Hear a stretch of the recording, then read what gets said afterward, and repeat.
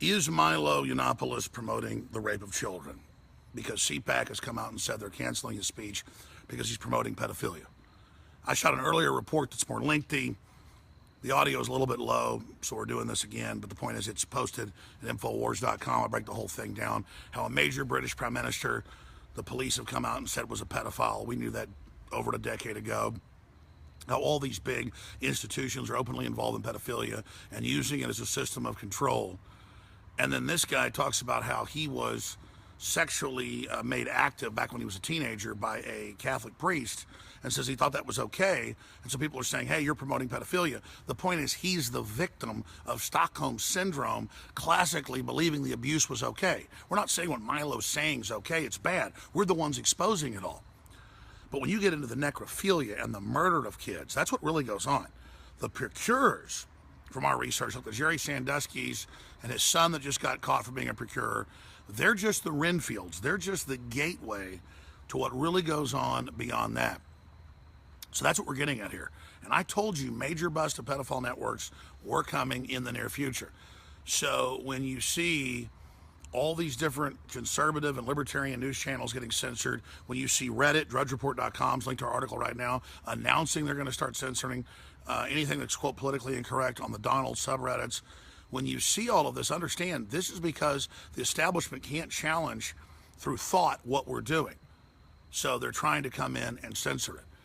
And so I find it very interesting that Milo has made these statements more than 2 years ago about he doesn't blame the Catholic priest that abused him as a child. Well, that's because he's got Stockholm Syndrome, in my opinion. Not bashing Milo, but that's what I see it as.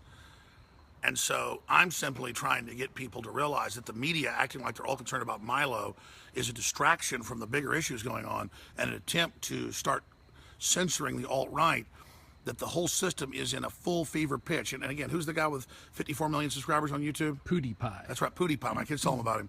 They don't even really are allowed to be online much, but kids at school tell them about him, who has like tens of millions of viewers every few days, 54 million subscribers. He's been banned now from YouTube for being anti-Semitic or racist, and I saw the clips. It's not even true. So, look, whether they call you a racist or a Russian agent or a pedophile, this is the new thing they're pushing. Meanwhile, if you're in the Podesta emails and WikiLeaks saying the kids will be ready for your entertainment in the hot tub, and, you know, and we're going to have, you know, all sorts of Aleister Crowley type events for you and lots of blood and semen tonight. And then his brothers has deviant art displays of paddled naked kids in the Washington Post.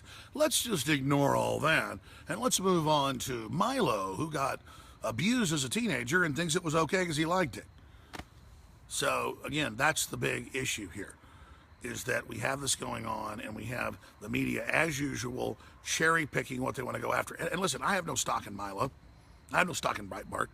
If you looked at it from a pure libertarian conservative talk show position, oh, if Milo falls, I'll get bigger. But that's not true. I disagree with a lot of what Rush Limbaugh says and does.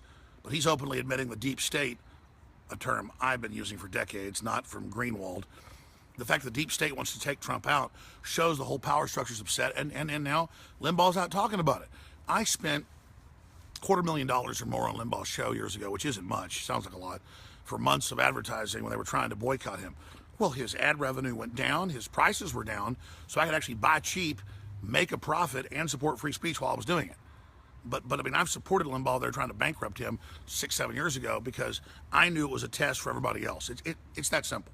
So, do I agree with Milo on a lot of stuff? Well, on free speech, and the leftists shouldn't beat people up trying to go to his events. Do I agree with his sexual, love of black men? No, that's not who I'm attracted to. Melania Trump, yes. But the point is that that's just his opinion and his taste and his view. I don't hate him for that. It doesn't mean I have to accept what he's doing and like it. If somebody's into eating oysters and I'm into tomahawk, ribeyes, it doesn't mean I hate him. I just don't have the same taste as him. But when it gets into kids, then it becomes pedophilia. But he's not promoting sex with kids. He's saying, I was abused as a kid, and I don't see the problem. Well, that's the gateway into the whole pedophile network. So what he said is dangerous.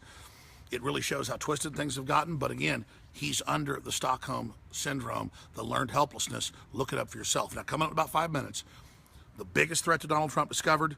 Stay with us.